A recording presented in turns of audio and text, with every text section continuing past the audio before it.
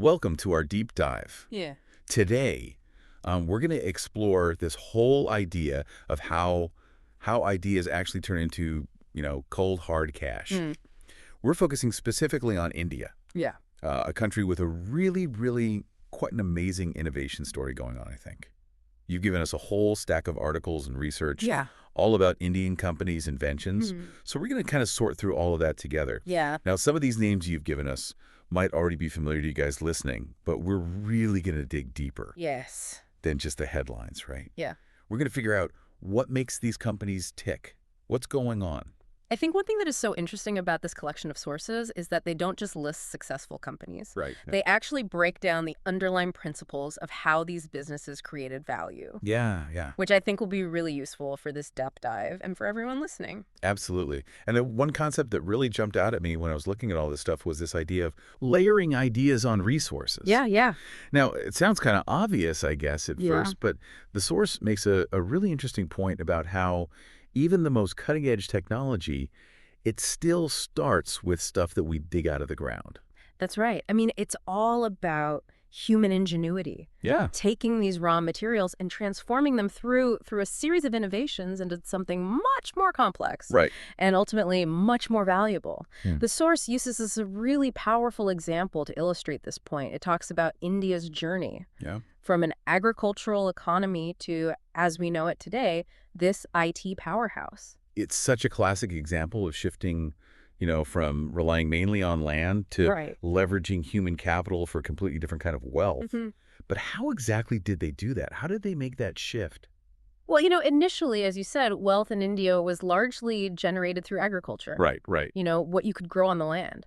But as India invested more in education and technology, it started to create this workforce that could really compete globally in industries like software development and IT services. It's like they were layering. I love that word. Yes. They were layering knowledge, skills on top of that existing resource, which is the population. Yeah. Instead of just exporting raw materials, they were exporting, brain power. Precisely. Yeah, that's a great way to put it. Yeah. And I mean, the results are astounding. I mean, the source highlights how this shift created this whole new class of entrepreneurs. Yes. Attracted foreign investment.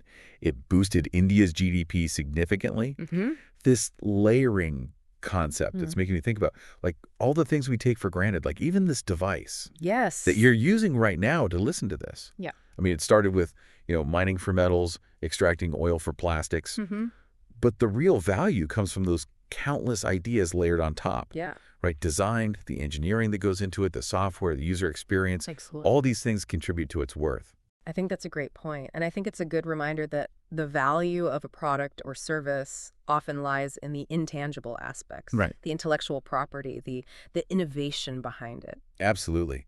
Now, speaking of innovation, Yes. the source also delves into this ancient tradition in India of Ayurveda, Mm-hmm. which is now a billion-dollar industry. It's amazing. Yeah. Like they've taken this ancient wisdom Yes. and they turned it into modern profits. The Patanjali example is a really good one here. They didn't just repackage existing Ayurvedic products. They invested heavily in research and development. Wow. They modernized production techniques, and they created this really powerful brand Yeah. that resonated with consumers both in India and globally.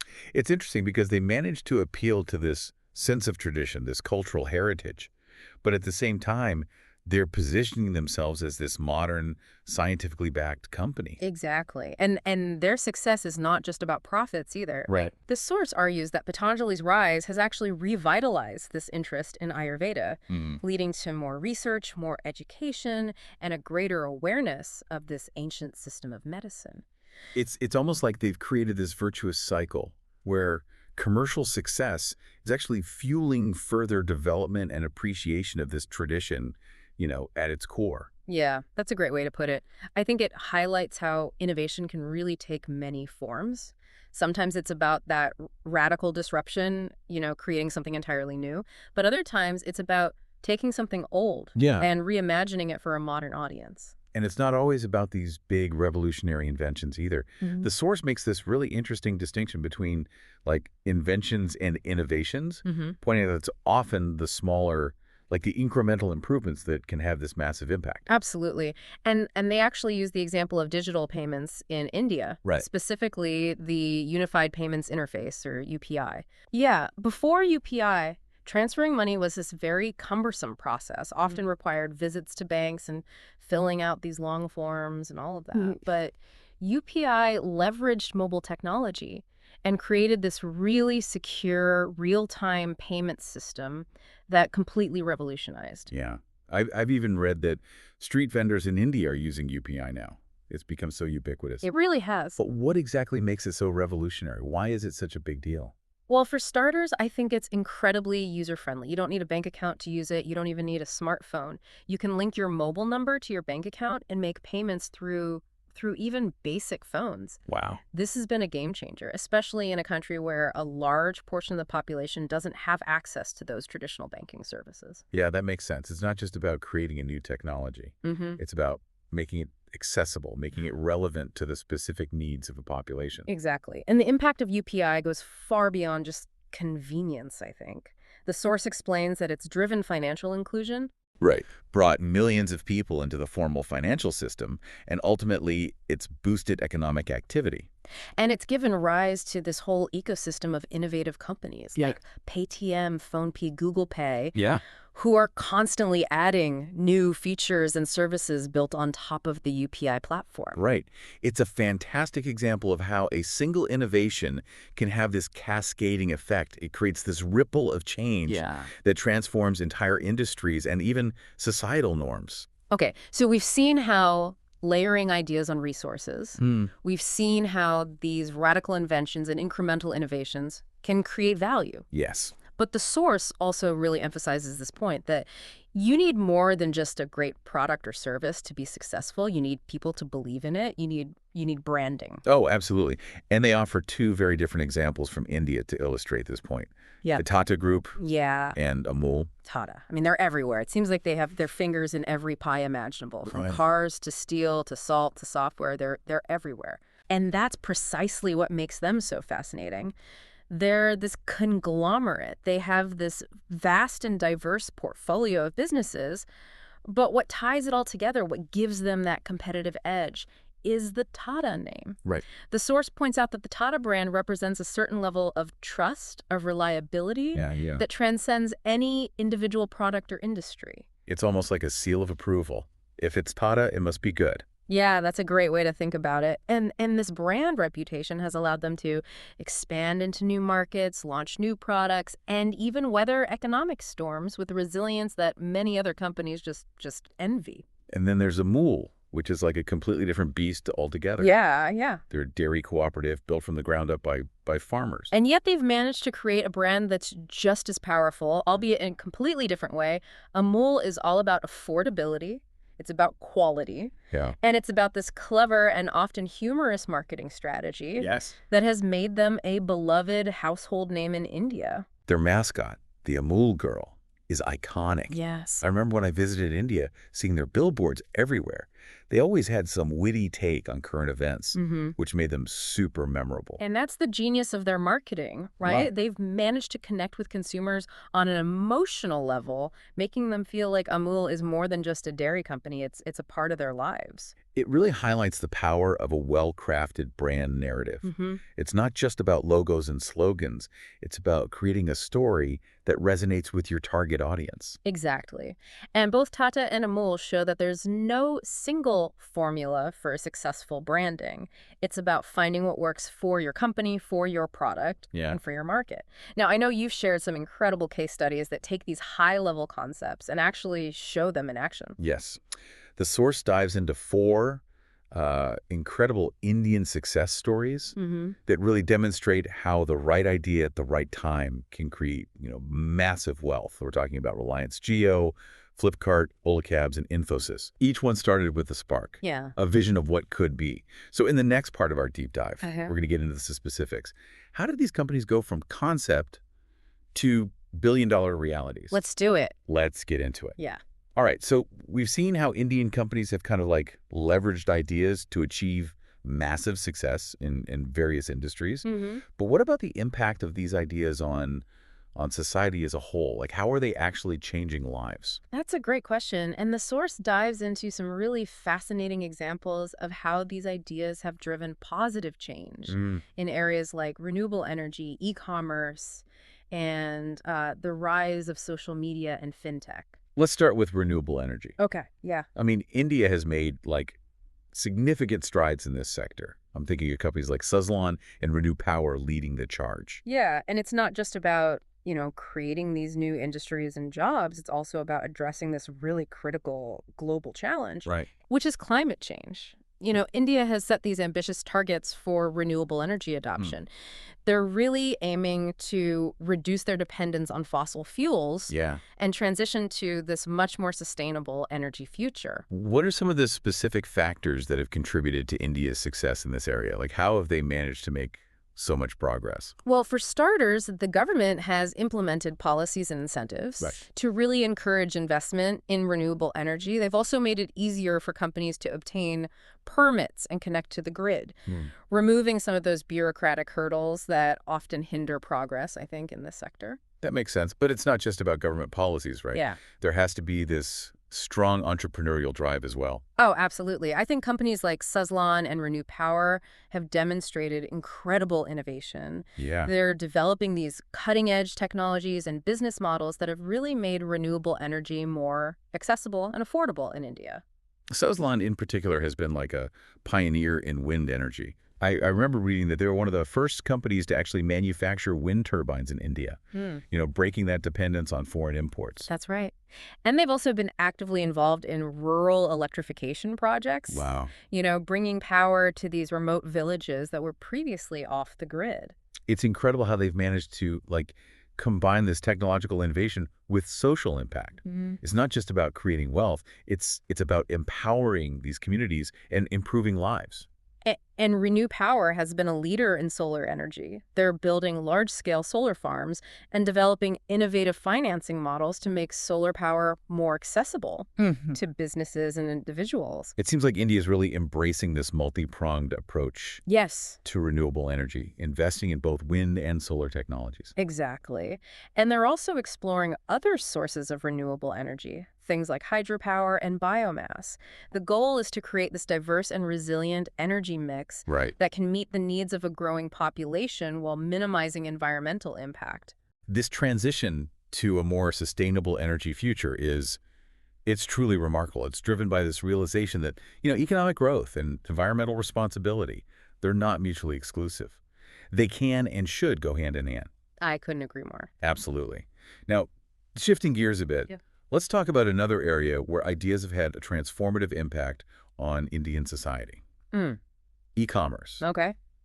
This one's like close to my heart. I remember when online shopping was still a novelty in India, but now it's become like an integral part of daily life. Yeah, the growth of e-commerce in India has been nothing short of phenomenal. Companies like Amazon India and Flipkart, Mm. they've revolutionized how people shop, making products available to consumers across the country regardless of where they're located. It's been a game changer, Mm. especially for people in smaller towns and villages who previously had like limited access to a variety of goods and services. Absolutely. E-commerce has democratized this access to products, Yep. leveled the playing field for small businesses, and really created a whole new ecosystem of logistics, warehousing, and delivery services. And it's worth noting that, e-commerce companies have also been instrumental in driving digital literacy and financial inclusion in India. Hmm. I mean, many people made their first online purchase using cash on delivery, but as they gained confidence and trust in the system, Yeah. they started using digital payment methods like UPI. That's a great point. E-commerce has really been this catalyst for the adoption of digital technologies and financial services, Mhm. particularly in those rural areas where traditional banking infrastructure is often limited. And it's not just about buying and selling goods anymore, Yeah. right? E-commerce platforms have become like these hubs for entertainment, information, Hmm. and even education. You can find online courses, you can stream movies, book travel tickets, and do so much more on these platforms. It's fascinating how they've evolved from simple online marketplaces to these really comprehensive digital ecosystems Right. that cater to such a wide range of needs. It's a testament to the power of innovation to not just disrupt existing industries, but also to create entirely new markets and possibilities. Hmm. And speaking of disrupting industries, Yeah. we can't forget about the impact of social media and fintech in India. Yes. I mean, these are areas where India has truly embraced the digital revolution. Yeah. With platforms like Facebook, WhatsApp, Paytm, Google Pay, I mean, they've become such an integral part of daily life. It's amazing how these platforms have, transformed the way people communicate, connect, and even manage their finances. Social media platforms have given a voice to the voiceless, enabled social movements, facilitated political discourse. I mean, they've also created these new avenues for businesses to connect with consumers, Yeah. for artists to showcase their talent, Right. and for individuals to build communities around their shared interests. And fintech has been like a game changer in terms of financial inclusion, right? Yeah. Bringing millions of people into the formal financial system who were previously excluded. Yes. This ability to make payments, transfer money, access credit, even invest, Mhm. all through a smartphone, has really empowered individuals and small businesses in these unprecedented ways. It's really interesting to see how these digital platforms, which started as these simple tools for, communication or payments, Yeah. they've evolved to play such a significant role Right. in shaping Indian society and the economy. It's really a testament to the ingenuity and adaptability of Indian entrepreneurs and just the willingness of the population to embrace new technologies. And this digital revolution is still unfolding. I mean, there are new innovations and applications emerging, constantly. It's clear that ideas, they have the power to not just create wealth, Mm-hmm. but to transform entire industries and societies. Yeah. We've seen how this has played out in India Yes. across various sectors, Yes. from renewable energy and e-commerce to social media and fintech. Yeah. And it's incredibly inspiring.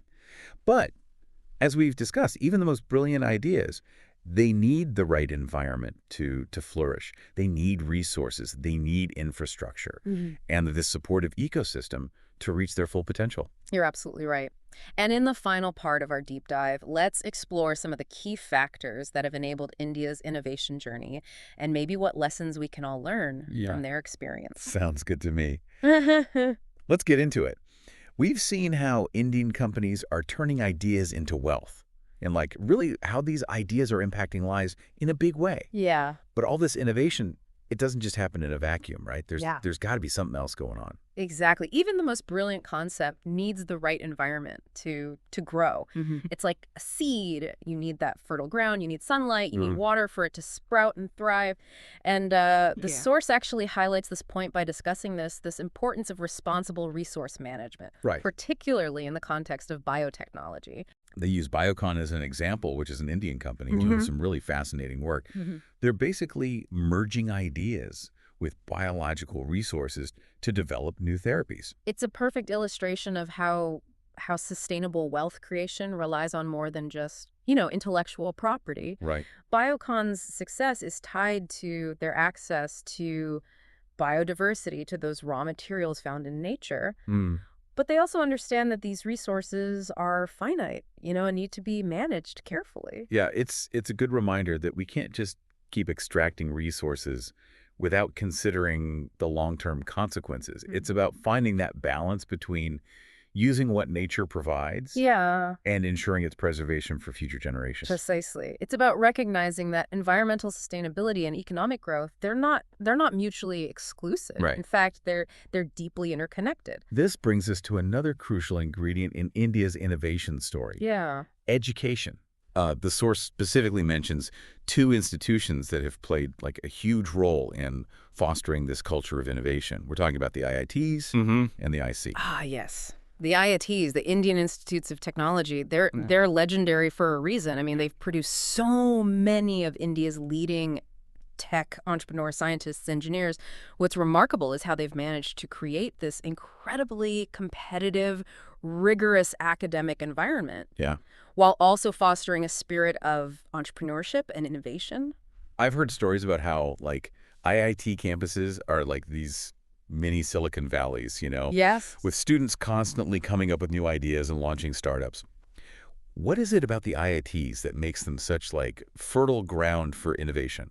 Well, for one thing, they attract the brightest minds from all over India. I mean, the admissions process is incredibly selective, so you're starting with this pool of incredibly talented and driven individuals. Right. But it goes beyond just raw intelligence, I think.